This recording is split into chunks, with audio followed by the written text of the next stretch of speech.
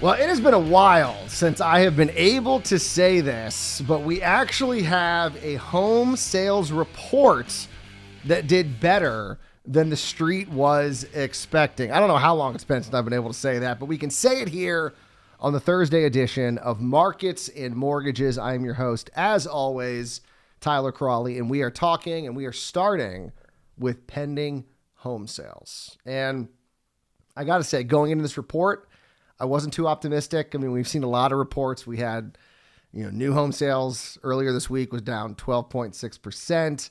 Pretty much every housing report over the last probably 2 months has been worse than expected and then some.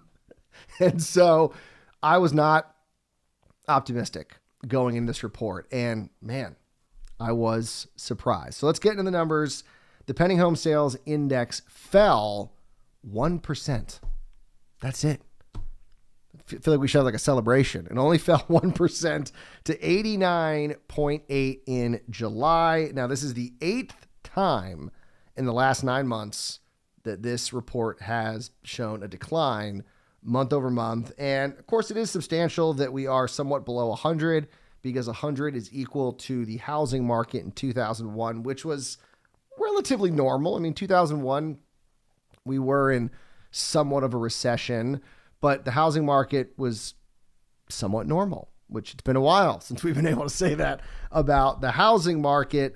Transactions year over year were down almost 20% at 19.9%. But man, only down 1% month over month. Whew, that's just feels good to say that. Even if it's negative, it's still good to say only down 1%. So the South was also down just about that same amount, 1.1%, which put the index at 106.6. They're the only region, of course, the South is the only region that's still above that 100 threshold. The Midwest was number 2 at 91.2 after a 2.7% drop. Northeast fell just under 2%. They're at 79.3, and the West was actually positive. They saw a gain month over month, but was still in fourth place at 70. So they were positive month over month. That's great. But overall, there's still not a lot of pending home sales happening right now in the West. So the good news, like I said, the economists were expecting a 3.8% drop, which I thought was going to be 5, 6, 7%, and instead only down 1%. So that's the good news. Here is the bad news, because there's a lot of bad news, unfortunately, in housing right now. Housing affordability remains at historic lows. So not historic, well, everything's kind of historic in a way, but this is the lowest level it's been since 1989. That is housing affordability. Assuming a 30-year fixed rate mortgage, a 20% down payment, the monthly mortgage payment on a typical home jumped to $1,944. So almost at that $2,000 level. That is a 54% increase from 1 year ago. $679 if you're looking for the dollar amount. And, well, we've known this. I mean, we've talked about home affordability. That is the one thing that is really stifling the housing market, because people out there want to buy. You talk to anyone, they want to buy. And we talked about this earlier this week. What is keeping people from making that move? Higher rates, higher prices, being able to afford a down payment. And so there's no doubt that affordability is probably the big topic in housing. I mean, it's just not even a question. And then it's being sort of magnified by rates increasing. And so home affordability is the biggest issue in housing right now. But we're not going to end on a bad note, at least with regards to this topic. So here is some more good news. I like to find the silver lining. And in this report, it actually wasn't that difficult. I mean, beating the street, down less than expected. Here's some more good news. Lawrence Yun, who is the chief economist at the National Association of Realtors, believes we may be close to the bottom. So he's not saying we're there yet, but we may be close to it. Saying in a statement, in terms of the current housing cycle, we may be at or close to the bottom in contract signings. This month's very modest decline reflects the recent retreat in mortgage rates, inventories are growing for homes in the upper price ranges, but limited supply at lower prices or lower price points is hindering transaction activity. And so we know what's going to happen, right? More inventory hits the market. That's going to slow prices. And next week, of course, we're getting Case-Shiller. I keep seeing all these reports. Like I was looking at the Drudge Report yesterday, and there was a headline that home prices have fallen by the most in 2011. And these are all based on differing reports. I think that one was looking at Black Knight. We've looked at the Census Bureau. We've looked at even the National Association of Realtors. But we all know that the gold standard when it comes to home prices is the Case-Shiller Index. That's what most people look to. And we will get that report next week. And the slowing is still probably not going to be in the data because, once again, it's a 3-month lag. And so they're still looking at what was happening at the beginning of the summer, but that's when things were starting to slow down. So if we see a major slowdown, then we know that, we're getting to that point where we might finally see a pullback in home prices. And I think it was Fitch, the ratings agency. I think they came out and said that they're expecting home prices to fall if we aren't in a recession anywhere from 0 to 5%. And if we are in a recession, 5 to 10% nationwide. And I think most people think we're probably going into a recession. So we could see, anywhere from 5 to 10%. And of course, that's nationally. So it depends on what markets you are. Obviously, some of the housing markets that have seen 30, 40% year over year growth, those are probably the areas where you're going to see more of a pullback.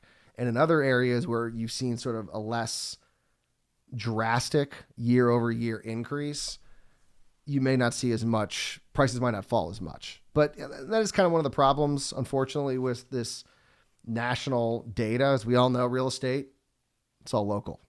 That's what it's all about. And so it's harder to get a feel. I mean, talk to, real estate agents, mortgage people in your market, and they'll have a much better indicator of what is happening. So it's nice to start the pod talking about some good news that we could be near the bottom, and a report was actually better than expected. I kind of want to stop there and just go, hey, there's some good news for the day. Let's move on. But we do have to talk about mortgage demand. Of course, get that weekly from the Mortgage Bankers Association. And not surprisingly, second week in a row, mortgage demand was down only 1.2%. And that was thanks to a 1% decline in purchase demand, which is now down 21% year over year, which I still think is impressive. We've seen what's happened with rates. Home prices are going up. Home affordability is the worst since 1989. And still, it's only down 21%. And I know 21% is a big number. I understand that. Talk to anyone in the mortgage industry, and they will tell you what's happening with regards to the slowdown. But still, you would think it would be worse with what's happened with home affordability. So people still want to buy. If they can buy, they are buying. And that's a good idea. If it makes sense economically, financially, I should say, to buy, you should be buying. We talked about that, right? People trying to time the market. Don't do that. Don't try and time the market. That's not, it's ill-advised. Okay. Nobody can do it. People who do it for a living, like spend 20 hours studying charts and data, historical information, and they think they don't have it. So timing the market is impossible. And so people that want to buy are buying. Now, refi demand, of course, down again, 3% week over week, and now down 83% compared to the same time last year. And in case you're wondering, the refinance share of mortgage activity has fallen to 31.1%. And then here is a fascinating stat. ARM, adjustable rate mortgages. Remember, what was it?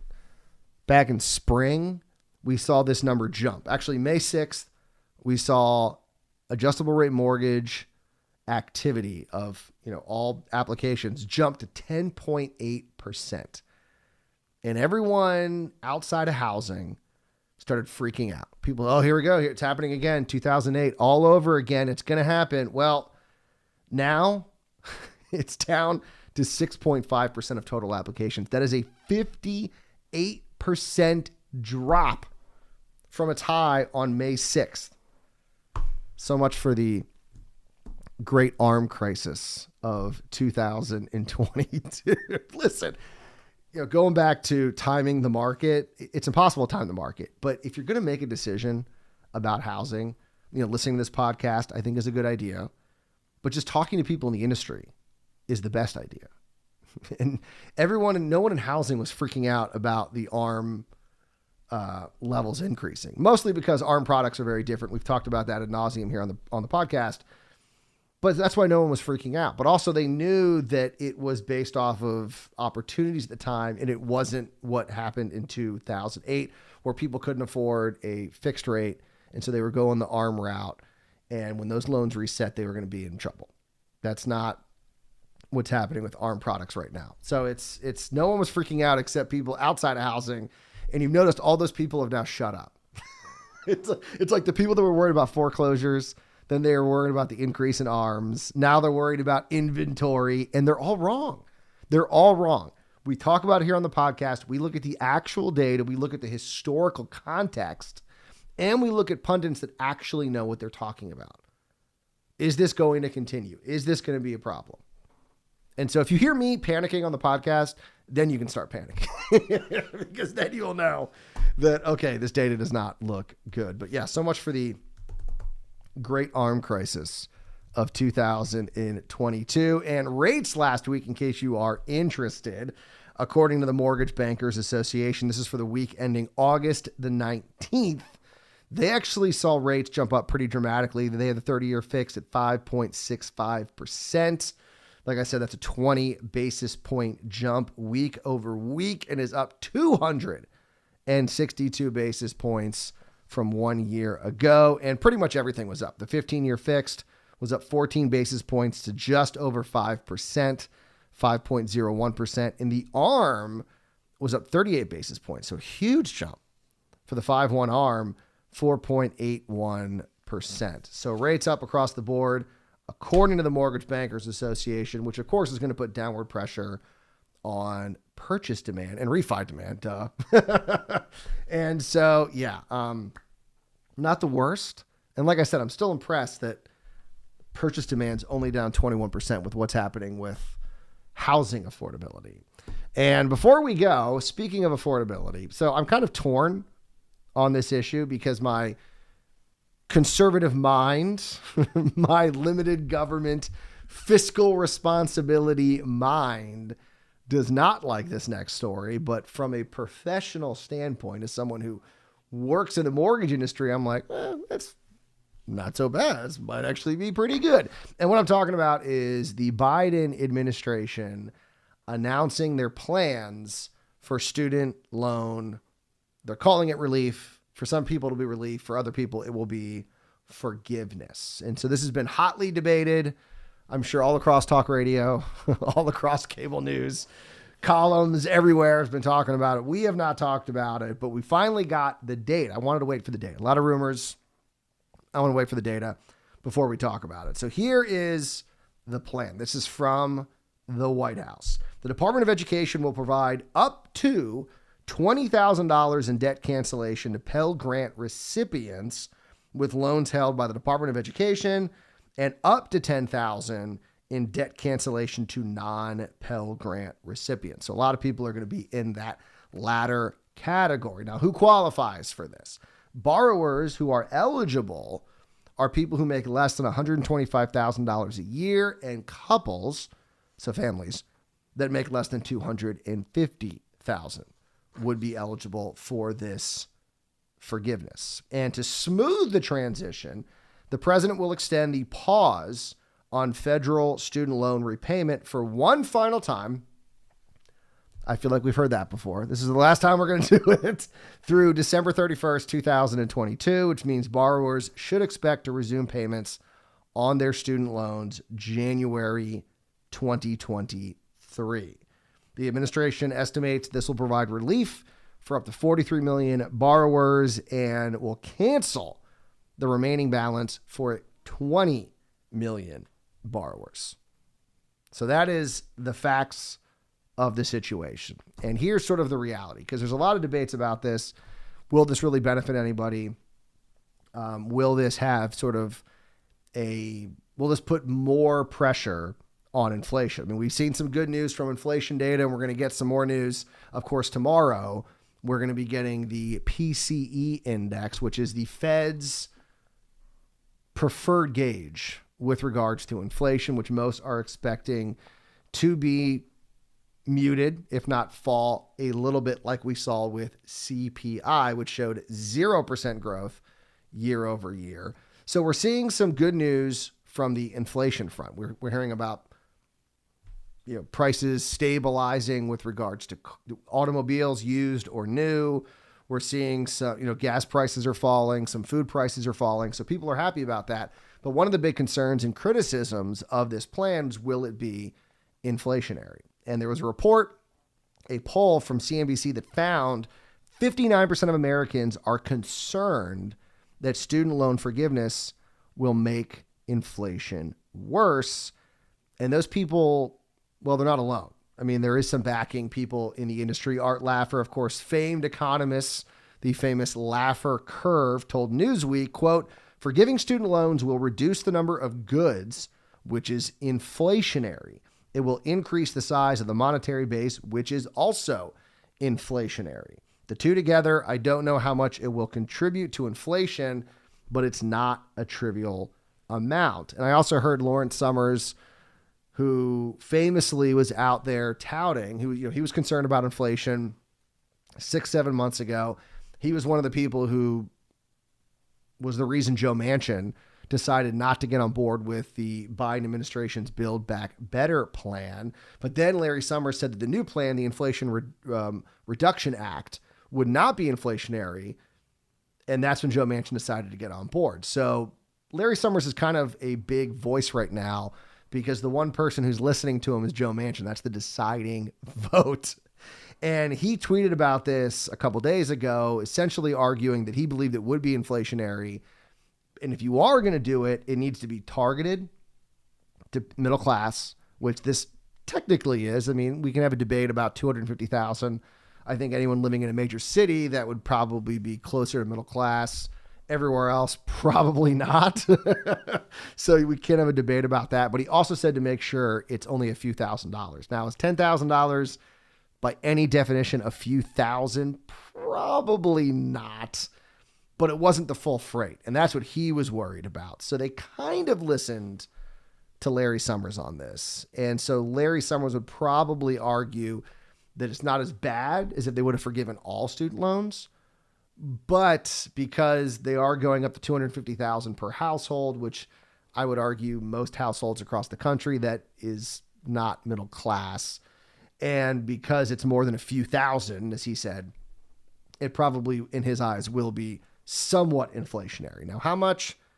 It's hard to know. No one can really put that into a digestible number. But it should also be noted that Goldman Sachs sort of commented on this. They release their notes every day, kind of looking at what's happening with the economy and finance and everything else. Goldman Sachs thinks that in their analysis, we found that debt forgiveness of $10,000 per borrower would discharge around $300 billion, or about 1.2% of GDP, that's amazing that $300 billion is only 1.2% of GDP of debt, but would boost consumption by less than 0.1% of GDP over the year following implementation. So if anyone thinks it's going to be a stimulus to the economy, it's not. It's not really. That's what Goldman Sachs is saying. Now, to be fair, I'm not just going to give you one side of this and say, oh, look, it's wrong. I might not agree with it, like I said, from a sort of ideological standpoint,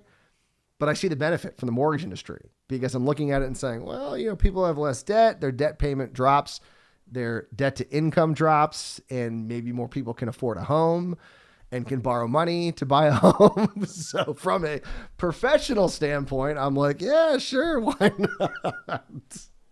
I know those two parts of me are battling it out right now. I got an angel and a devil on. You figure out which one's which.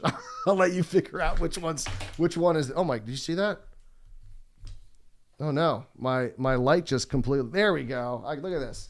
I'm fixing this on the air. There we go. See, look at that. Look at that. My light almost completely fell off the table. See, this is why if you watch the podcast on YouTube, you get to enjoy me just knocking the light off of my table, catching it, and then resituating it. So there you go. Look at that. That's one of the benefits to watching the podcast versus just listening to it. All right, we're almost out of time. I mean, I know technically we can go on forever. There's no time limit, but I do like to keep these somewhat spiffy, somewhat. I do want to give the other side. So there is support, obviously, from people in the Biden administration, but there is also support outside the administration. Now, a lot of it, I don't want to look to people who necessarily benefit, like people who are against student loans at all. I think they should all be, forgiven. I'm not going to listen to them, just like I'm not going to listen to, conservative. I'm not going to listen to Breitbart or National Review or someone who I know is going to be against student loans. That's why I look to, Larry Summers, who's been pretty even keel in all of this. And Goldman Sachs doesn't really take political sides. So I did find an opinion from the Roosevelt Institute. Mike Konczal and Ali Bustamante over at the Roosevelt Institute recently wrote that canceling debt alongside the restarting of payments on student loans, they believe would cancel it out. They say, quote, restarting payments would reduce inflation by 20 basis points a year, each year, versus a 15 basis point increase to canceling $10,000 in student debt. Thus, a deal that canceled student debt and restarted payments would reduce inflation versus the status quo. So they're arguing, kind of an interesting argument, is that because we're restarting payments, which will have a deflationary impact on spending because people will have less money. So everyone that has student debt for the last, almost 2 years, almost 3 years, has not been making any payments, at all. I mean, it's over 2 years now, it'll be like 2.5 years. They haven't been making any student loan payments, but now they're gonna have to go back to making them so that however much money they had, whatever their payment is, who knows, a couple $100, $1,000, who knows. They're now going to have to start spending again. So that's money that it was discretionary. Now it's allocated to their payment. The people who will be getting the benefit of this, they will now definitely have that money and that burden will be removed. And so even though for them, they're going to continue to have more money, the people having to pay their loans, they're going to pull it out of the economy, which will be deflationary. And so they believe those two acts will cancel each other out. So that's the argument from the other side, that it will not be deflationary. I will let you make the decision. Notice I didn't say. I'm against it from a constitutional sort of fiscal perspective. I just don't want the government spending the money. And I also question how it's going to actually come about. Is it going to be a congressional vote? Because I don't know where the president's finding his power to allocate this money. That's the Congress controls the purse strings. That's very clear in the Constitution. So my argument, constitutional, fiscal, I'm not going to touch the inflation debate. All right. I'll let you decide. That's why I gave you the two sides there. I'm trying to do the best I can as a former conservative talk show host. My inside wants me to give you my opinion on what I think, but I'll let you decide. I will let you decide based on this information. Of course, all these articles you can get in the companion newsletter, which I send out every morning along with this podcast, marketsandmortgages.com. And the articles are up there too. You can go there and check it out. All right, we got to go. You guys have a great Thursday. The good news, once again, pending home sales falling less than expected. How awesome is that? I will talk to you on Friday for another edition of Markets and Mortgages. And remember, as always, do not wait to buy real estate. You buy real estate and wait.